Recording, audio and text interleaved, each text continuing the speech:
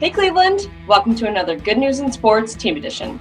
I'm one of your co-hosts, Rachel Gill, and as we start to reach the end of this series, we appreciate you tuning in each week so you can learn more about this fun group here at GCSC.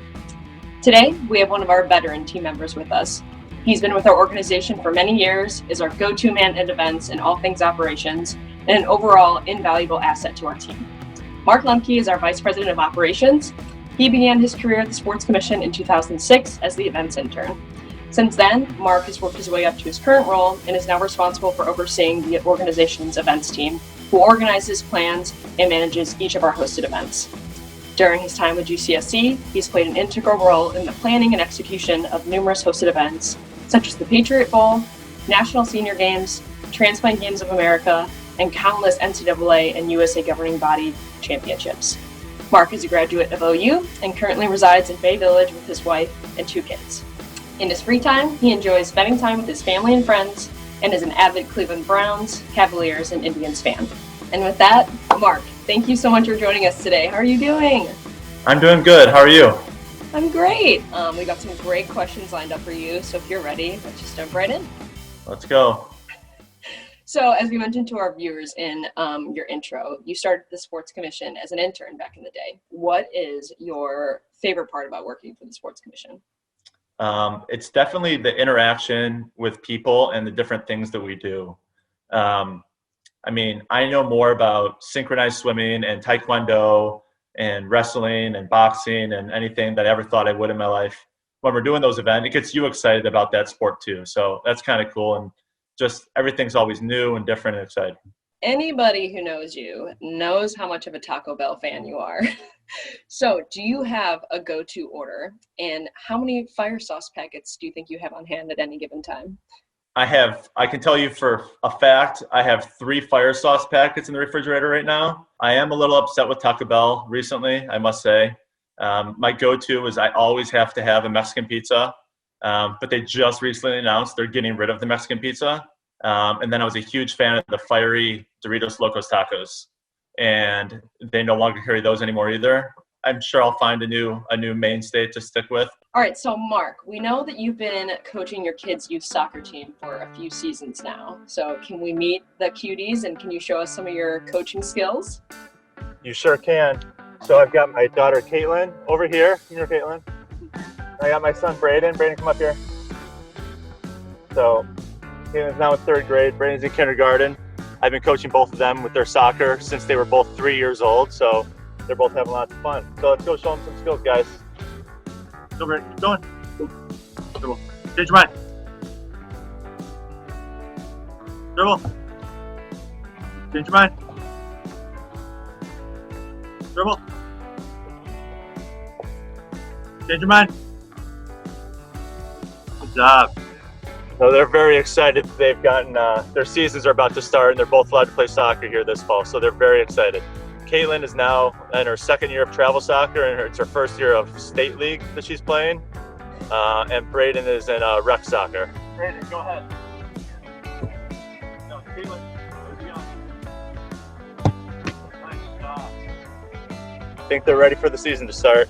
Browns football has returned, and we know that you're a big Browns fan.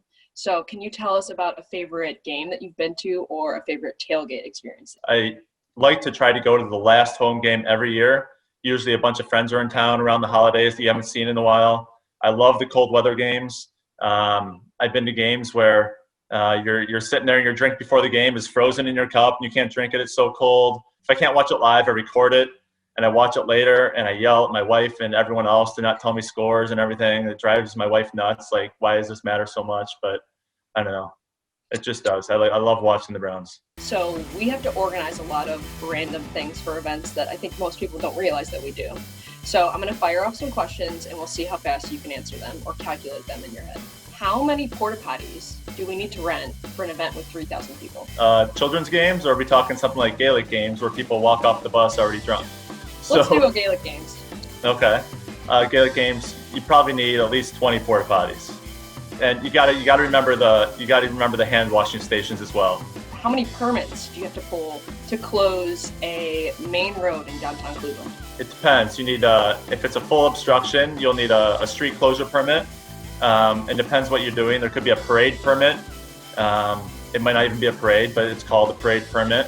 If it's just a lane, there's lane obstruction permits. Special event permit, you need the special event permit. That's about it, but you need to provide safety plans, cleanup plans.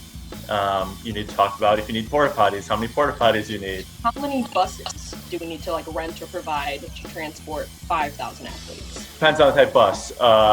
Some events you use a school bus, and I believe school buses have 24 seats, so it's 24 adults, or if it's children, it's 48 children per bus. But if it's an event that uses a charter bus, I believe those carry 55.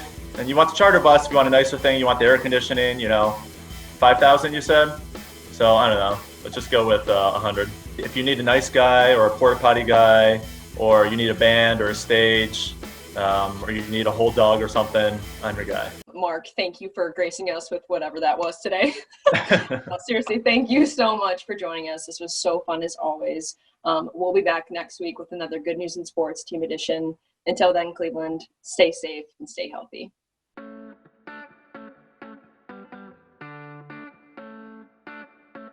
So since you have been with the Sports Commission since 2006, we assume that you've accumulated quite a lot of GCSC merch over the years. So we hear that you have quite a polo collection. If you would like to share a couple of them. I had a feeling you might be asking me this question. I don't know why. So I got all my polos here. I brought them for everyone to see. So let's see. I think there's 39 in here. International Children's Games. I'll bring that up a little closer. That shirt was from 2013 when I got to go to exotic Windsor, Ontario. I've also been to Scotland and Korea and other places like that, but that one happened to be, at least I got to drive and carry whatever I wanted. We've got tons of these, different shades of just generic NCAA championship polos. This is a 2011 USA Wrestling US Open shirt. Those are some of the good ones. You got your trusty, just plain old Sports Commission polos. This is definitely my oldest one. Meredith's gonna yell at me for showing this logo, but this is our original Sports Commission over here. Sadly, I still wear that polo that's 14 years old, and I still have it. I think I just keep it and wear it just to annoy the Marcom team. Yeah, that's pretty good. There's a lot of polos here.